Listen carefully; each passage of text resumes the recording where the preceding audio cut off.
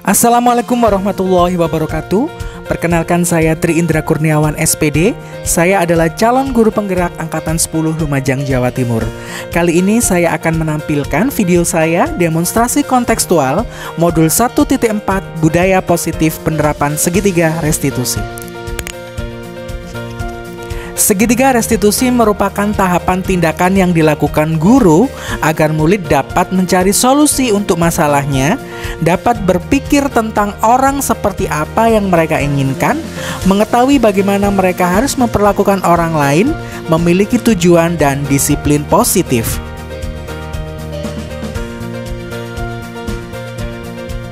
Adapun tahapan dalam segitiga restitusi adalah sebagai berikut. 1.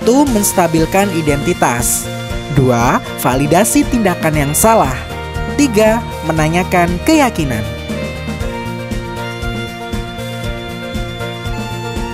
Menstabilkan identitas yaitu mengubah identitas anak dari anak yang gagal karena melakukan kesalahan menjadi anak yang sukses. Contoh pertanyaan, setiap orang pasti pernah melakukan kesalahan. Kamu bukan satu-satunya yang pernah melakukan kesalahan.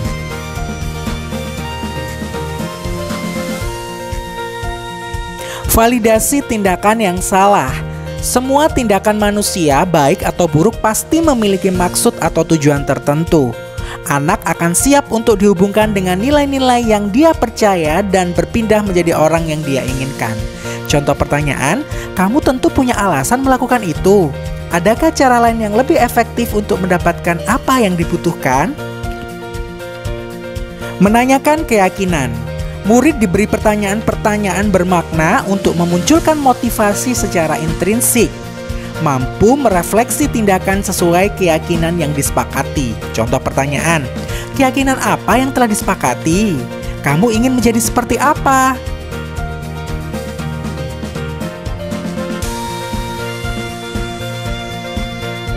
Berikut contoh kasus 1.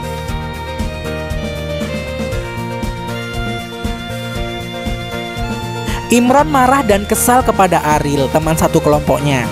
Ketika mendapat tugas kelompok bahasa Indonesia membuat video podcast, hanya Imron yang mengerjakan tugas tersebut.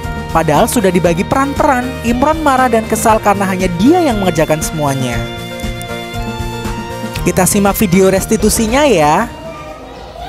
Assalamualaikum Pak Indra. Waalaikumsalam Imron, silakan Mas, silakan masuk ya. Selamat pagi Pak Indra. Pagi Imron. Imron saya panggil di sini, sudah tahu ya. Saya dengar Imron marah-marah dengan salah satu anggota kelas yaitu yang bernama Aril. Apakah benar? Iya Pak, tadi saya habis marah-marah sama Aril. Alasannya kenapa Imron bisa marah-marah sama Aril? Habisnya saya kesel Pak sama Aril Pak. Kesal ya, wajar sih dalam setiap hubungan pertemanan, berhubungan dengan satu teman dengan yang lain itu pasti ada marah, ada suka, ada jengkel, ada bosennya gitu ya Mas ya. Nah, alasannya apa? Kenapa kok bisa Imron sampai marah-marah dengan Aril?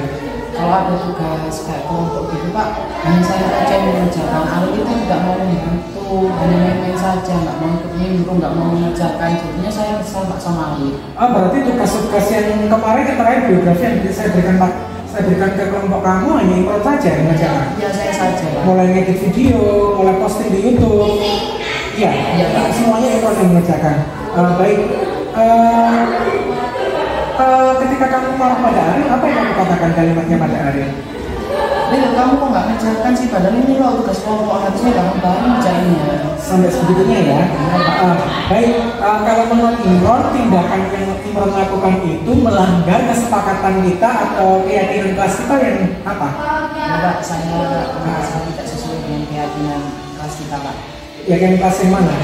Tidak menghargai, tidak membantu, tidak menyayangi teman. Seharusnya meskipun teman tidak ikut kerja kelompok, tapi dibantu, dihargai, dibantu dan gitu ya. Iya Pak. Oke, terima kasih. Jangan diulangi lagi ya Imron ya. Iya, Pak. Oke, silakan kembali ke tempatnya. Terima kasih. Terima kasih Pak Indra. Ya, sama-sama. Stop dulu. Assalamualaikum warahmatullahi wabarakatuh. Perkenalkan, nama saya Muhammad Imran Syahrani. Saya dari kelas 10 Perhotelan 3 SMKN 2 Lumajang. Menurut saya tindakan yang saya lakukan kurang tepat. Mengapa? Karena saya langsung maki-maki teman saya tanpa menanyakan terlebih dahulu mengapa ia tidak membantu saya dalam tugas kelompok. Sekian dan terima kasih. Berikut contoh kasus 2. Wilda akhir-akhir ini sering terlambat masuk kelas ketika pelajaran bahasa Indonesia. Wilda lebih mengutamakan berlatih tari karena diperintah kesiswaan untuk persiapan acara gebiar SMK dan wisuda. Keterlambatan Wilda lebih dari 3 kali, sehingga saya sebagai guru harus memanggil Wilda. Berikut penyelesaian segitiga restitusinya ya. Maaf ya Pak, saya terlambat. Oh baik, Wilda akhir-akhir ini sering terlambat mengikuti pelajaran bahasa Indonesia ya? Iya. Berapa kali? Sekitar 3 kali. Iya, di catatan saya Wilda sekitar 3 kali terlambat. Menurut Wilda terlambat itu kesalahan atau bukan? Kesalahan. Kesalahan ya. Semua orang itu wajar ya.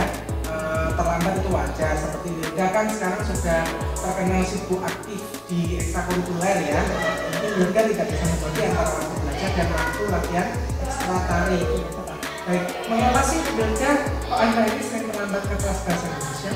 Ya karena saya harus mengejar tarian untuk acara Iya. wisuda sama Karnaval 3 itu ya. Baik, Wilda ingat nggak keyakinan kelas kita di awal-awal pembelajaran dulu? Ya ingat Pak, ya ini contohnya seperti masuk kelas harus tepat waktu. Karena kalau nggak tepat waktu pasti ada konsekuensi yang harus ditanggung. Harus ditanggung ya. Baik, menurut Wilda, keyakinan kelas atau sikap apa yang sudah Wilda langgar ketika terlambat masuk kelas? Kurang disiplin ya. Berarti Wilda lain kali harus bisa membagi waktu nih antara latihan tari dan ketika mengikuti pelajaran bahasa Indonesia. Jangan bilang lagi ya Wilda ya. Terima kasih sama-sama Wilda. Silakan kembali terus.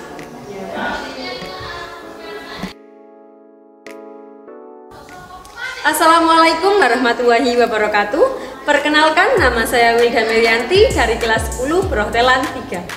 Menurut saya, sebagai seorang pelajar, kita harus bisa membagi waktu antara pembelajaran dan ekstrakurikuler sehingga tidak terlambat untuk memasuki kelas. Itu mencerminkan seorang pelajar yang disiplin. Terima kasih. Terima kasih. Tergerak, bergerak, dan menggerakkan. Wassalamualaikum warahmatullahi wabarakatuh.